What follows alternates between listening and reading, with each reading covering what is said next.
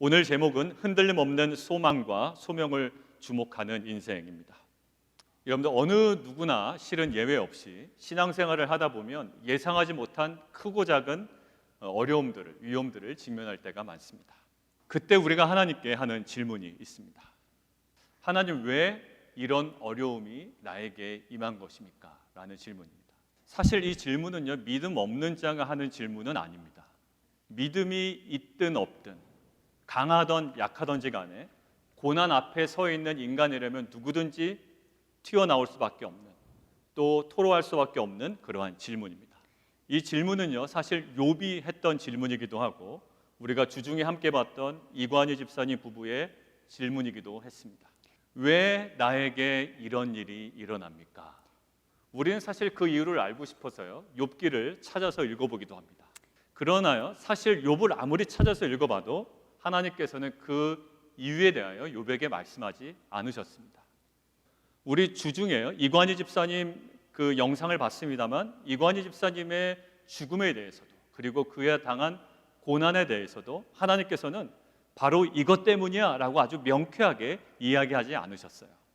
우리들도 실은 마찬가지입니다. 대부분의 경우에는 우리가 고난은 당하고 위기 상황 가운데 있지만 대부분 왜 그런지 그 이유를 알지 못한 채 그 시간을 보낼 때가 상당 부분 많습니다. 그럼에도 불구하고 인간 스스로 내가 그 고난의 이유를 안다라고 이야기할 수 있는 것은 사실 교만한 것이죠. 우리들은 결국 세월이 지난 후에야 겨우 하나님께서 이러셨구나라는 것을 어렴풋이 깨달을 뿐입니다. 여러분들, 사실 우리는 이런 생각을 해요. 가끔 하나님께서 이 고난을 내게 주신 이유를 내가 알면 이 시간을 내가 좀 잘 지내지 않을까? 잘 지나가지 않을까? 이런 생각을 우리는 합니다.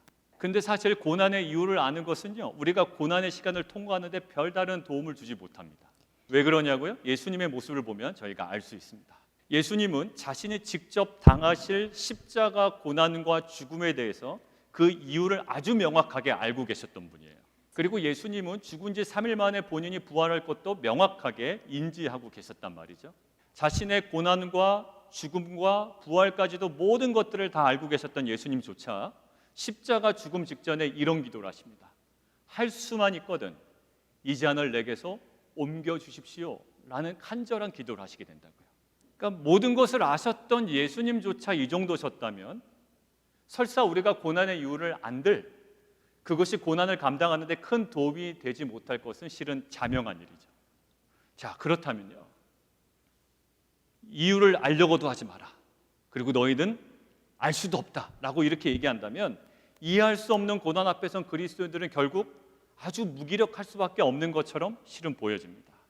그래서 오늘은 사도행전과 이 히브리 본문을 통해서 이유를 알 수 없는 고난을 당할 때, 물론 대부분이 그렇습니다. 이해할 수 없는 고난을 당할 때 그리스도인의 태도는 정말로 어떠해야 되는지, 우리에게 요구되는 하나님의 메시지는 무엇인지 오늘 함께 묵상하기를 원합니다.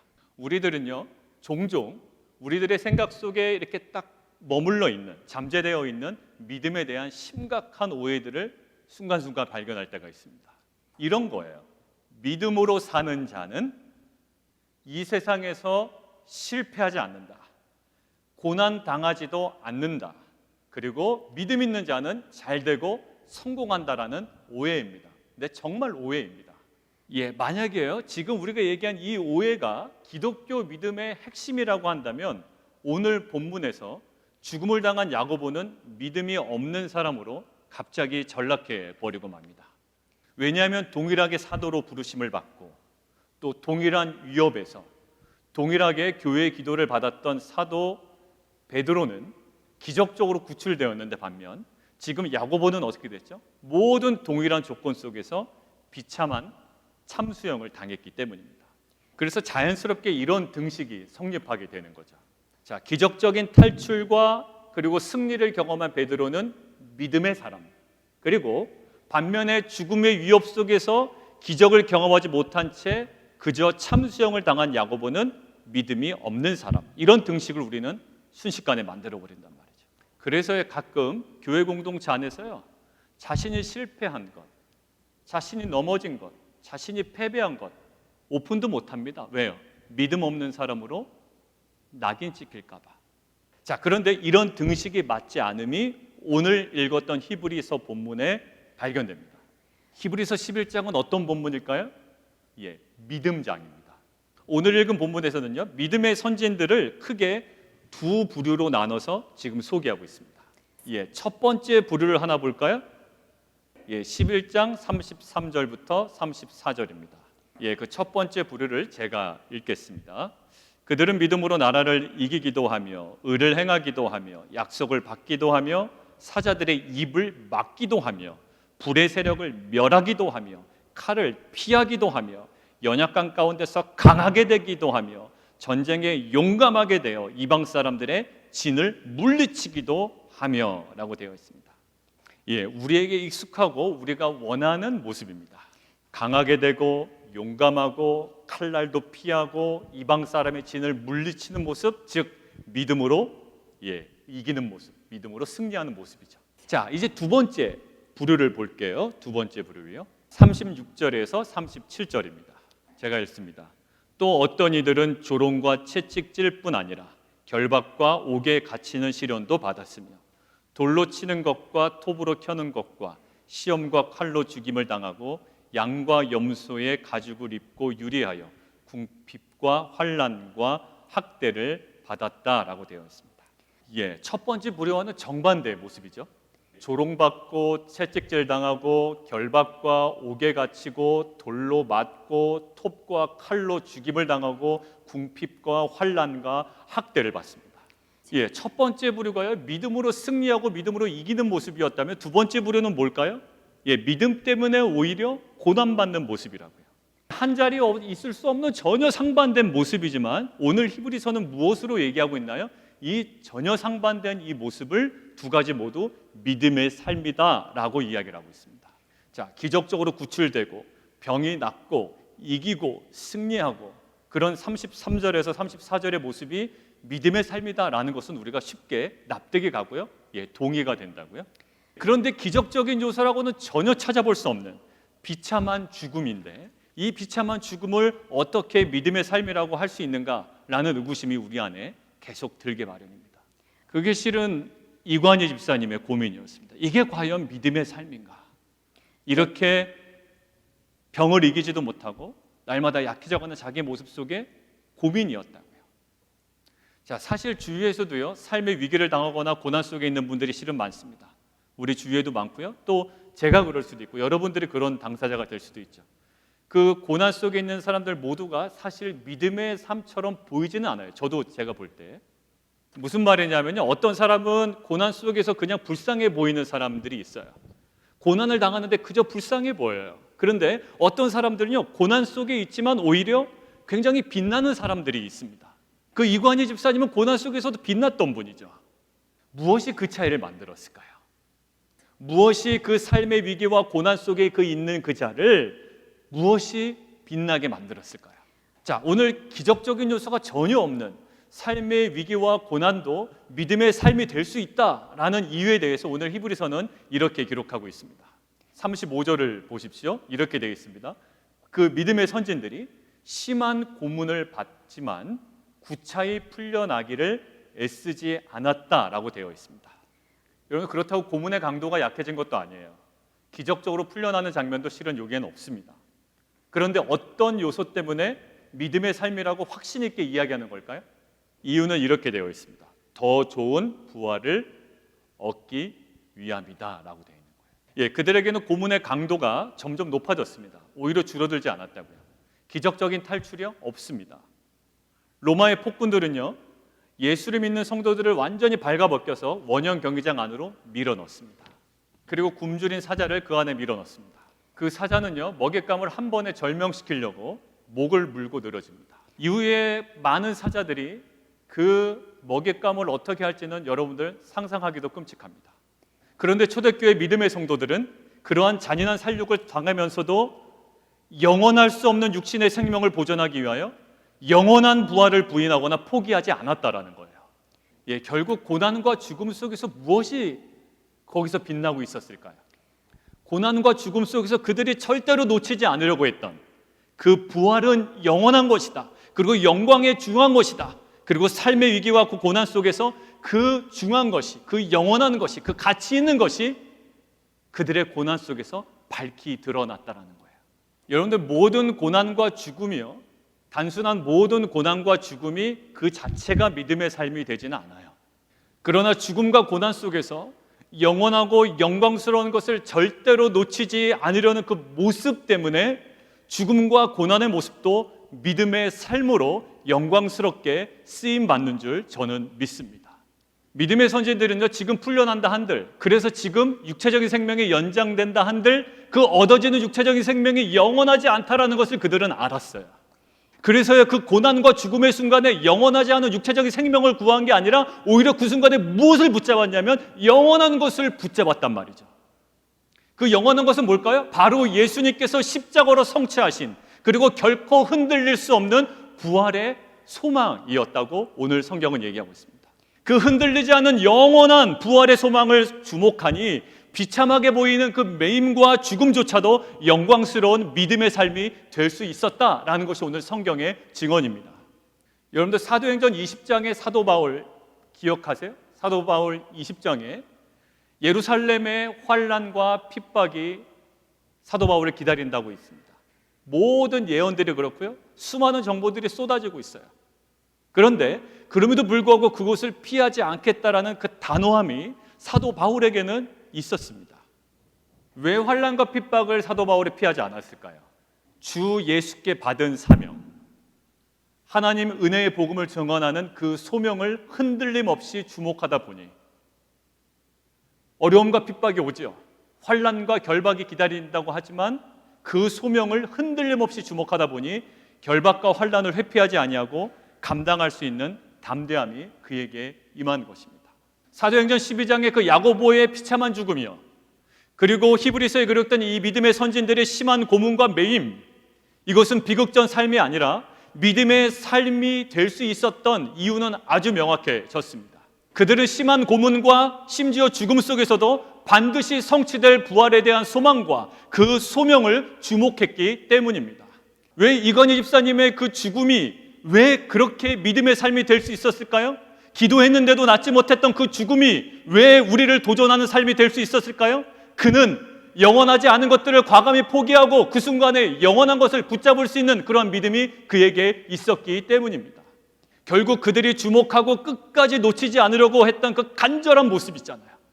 고난이 오죠. 힘들죠. 어렵죠. 예, 맞습니다. 그러나 그 순간조차 끝까지 놓치지 않으려고 간절했던 그 모습을 통해서 영원하고 흔들리지 않은 부활의 소망과 소명이 고난과 죽음 속에서 밝히 드러나는 놀라운 역사가 되었다라는 것입니다. 교회 오빠, 우리가 지난주에 봤죠.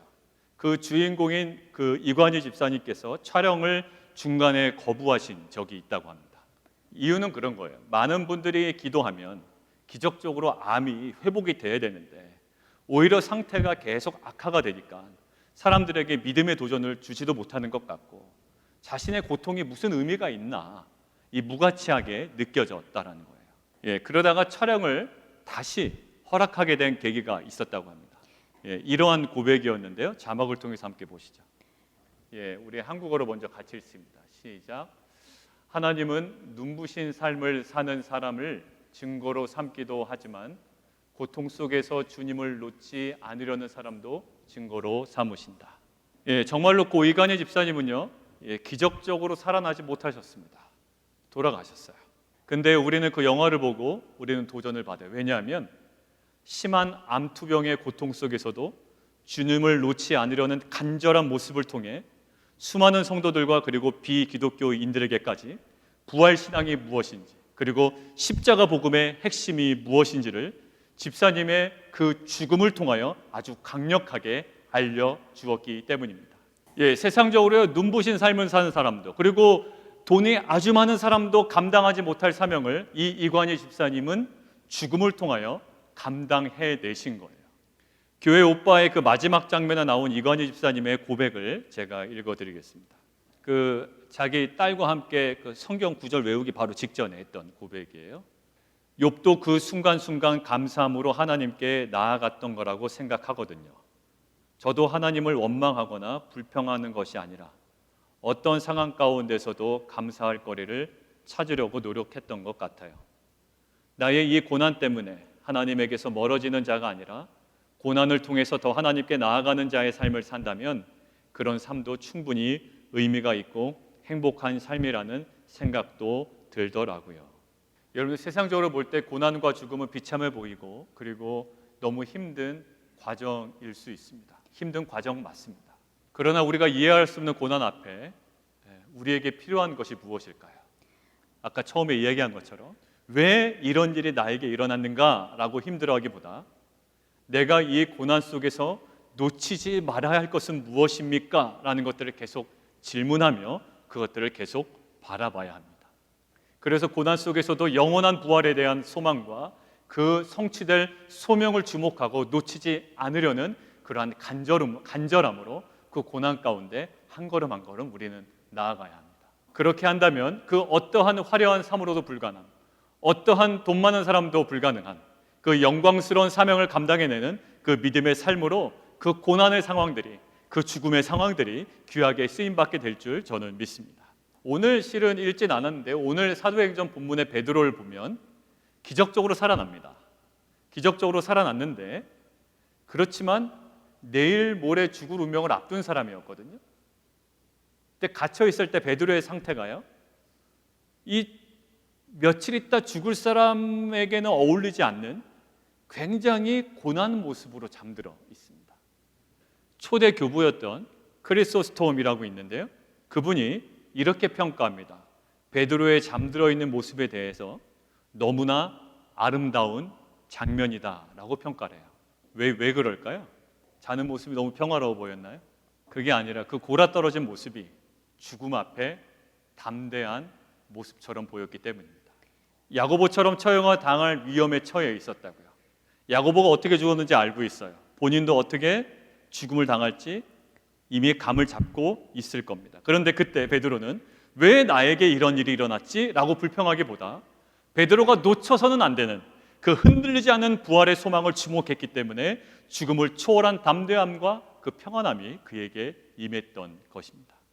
사도 바울도요, 빌립보서를 통해 옥에 갇혀 있는 자신의 고난과 처지에 대해서요 오히려 담대하게 이렇게 선포합니다.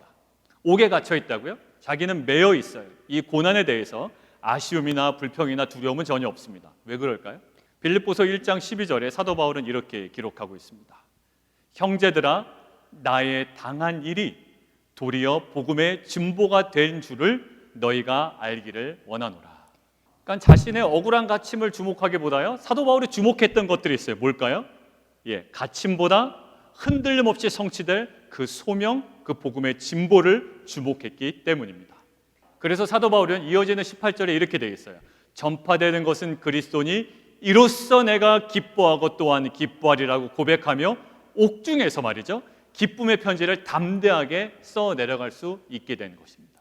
사도 바울은 지금 옥중에 있어요. 그런데 지금 옥중에 있는 고난을 주목하는 게 아니라요, 이 복음의 진보를 보고 오히려 고난 속에서 기뻐하더란 말이죠. 자, 정리하겠습니다. 고난 중에 담대함은 저절로 형성되진 않습니다. 스데반 집사님이요, 돌에 맞아 죽게 됐습니다. 그런데 그의 얼굴 표정은 어떻다고요? 아주 평안합니다. 성경은 그의 얼굴을 천사와 같았다라고 합니다. 죽음 앞에선 스데반 집사의 얼굴입니다. 죽음 앞에서 담대할 수 있었던 그 이유는 무엇이었을까요? 사도행전 7장 55절에 이렇게 기록되어 있습니다. 같이 성경 보겠습니다. 한국어로 같이 읽습니다. 시작. 스데반이 성령 충만하여 하늘을 우러러 주목하여 하나님의 영광과 및 예수께서 하나님 우편에 서신 것을 보고 라고 되어 있습니다. 스데반은 죽음의 위협 속에서도 풀은 마르고 꽃은 시들어도 오히려 영원하고 변하지 않으며 흔들리지 않는 무엇을 주목했다고요? 하나님의 영광을 주목했기 때문입니다. 자, 욥 한번 생각해 볼까요? 자신이 이해할 수 없는 고난을 당해야 했던 그 욥, 하나님께 질문합니다. 하나님, 왜 이런 어려움과 엄청난 고난을 저로 하여금 겪게 하십니까? 이 질문에 대해 욥은 하나님으로부터 고난의 이유에 대한 논리적이고 합법적인 대답을 듣지 못합니다. 그 이유를 듣지 못한 욥이 회복되는 장면이 42장에 나옵니다. 그는 여전히 몰라요. 왜 나에게 이런 고난이 와야 되는지 그는 여전히 모르는 상태입니다. 자, 욥기 42장 5절 함께 읽겠습니다. 같이 한번 읽을까요? 시작. 내가 주께 대하여 귀로 듣기만 하였사오나 이제는 눈으로 주를 배움나이다. 예, 욥이 회복된 것은요, 고통에 대한 이유를 알았기 때문에가 아니라 하나님을 눈으로 온전히 주목했기 때문이에요. 우리는 고통에 힘들어하고 고통에 대한 원인을 밝히려고 굉장히 부단히 애쓰고 있지만 사실 우리는 그 모든 상황을 주관하고 계시는 하나님을 온전히 우리의 마음 다해 주목할 때 진정한 회복을 고통 가운데서도 죽음 가운데서도 회복할 줄, 경험할 줄 믿습니다. 예, 그래서 히브리서는요 이렇게 고백하고 있는 거예요. 믿음의 주요 또 온전하게 하시는 이인 예수를 바라보라고 권면하고 있는 겁니다. 사랑하는 성도 여러분들, 흔들리는 세상 속에서 그리고 거세게 몰아치는 삶의 위기 속에서도 흔들림 없이 반드시 성취될 그 소망과 소명을 우리가 주목한다면 고난이라 할지라도 그리고 매임이라 할지라도 심지어 죽음이라 할지라도 그리스도가 전파되는 복음의 진보와 하나님 나라 확장에 쓰임받는 영광스럽고 복된 인생이 될 줄 믿습니다. 예, 우리 함께 자리에서 일어나실까요? 우리 함께 일어나셔서 함께 좀 찬양하는 시간 갖도록 하겠습니다.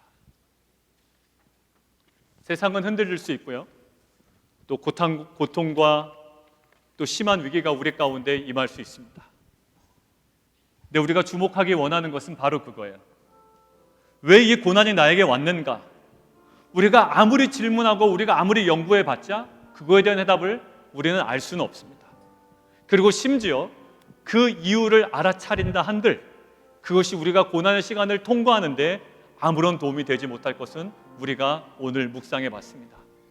그때 왜 이것이 우리에게 왔는가라고 주목하기보다 흔들리는 세상 속에서 우리가 당하고 있는 그 위기 속에서 고난 속에서 죽음 속에서 이관희 집사님의 삶처럼 그리고 욥처럼 그리고 야고보처럼 그리고 베드로처럼 그리고 사도 바울처럼 영원한 것을 하늘의 영광을 주목하는 인생 되기를 원합니다.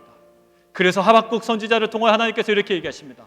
오직 의인은 환경 때문에 사는 것이 아니에요. 무엇 때문에? 예, 믿음으로 산다. 우리 시간 함께 찬양할 때 세상 흔들리고 사람들 우리를 다 떠나가고 고난 가운데 있어 할지라도 우리는 오직 믿음으로 삽니다.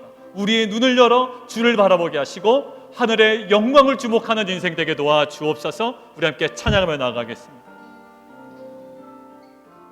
세상 흔들리고 이 시간 함께 좀 기도했으면 좋겠습니다. 고난과 죽음 자체가 그 믿음의 삶은 아니에요. 그 자체는 아무런 의미가 없어 보입니다. 그런데 그 고난 속에 우리가 가장 복음 가진 것을 주목하고 영원한 것을 주목할 때 그 의미 없어 보이는 고난도 영광스러운 삶으로 거듭나게 될 줄 믿습니다. 우리가 고난을 대하는 태도가 어떠해야 되는지 우리에게 오늘 말씀하십니다. 왜 이런 위기가 나에게 다가오느냐고 계속 묻고 물어도 사실 시원한 대답은 잘 들리지 않습니다. 그리고 그 이유를 우리가 안다 한들 우리에게 평안이 보장되는 것도 아닙니다. 그 위기의 순간에, 그 고난의 순간에 믿음의 선진들처럼 우리는 가장 영원하고 흔들림 없이 성취될 부활의 소망을 주목해야 하는 줄 믿습니다. 스데반 집사님처럼 하나님의 영광을 주목해야 합니다. 사도 바울처럼 소명을 주목해야 합니다. 변치 않고 흔들리지 아니하고 영원하고 영광의 중요한 것을 주목할 때 위기와 고난에 떠밀려진 인생이 아니라 평안하며 담대하며 인생의 파도를 잠잠케 하는 믿음의 인생으로 쓰임받을 줄 믿습니다.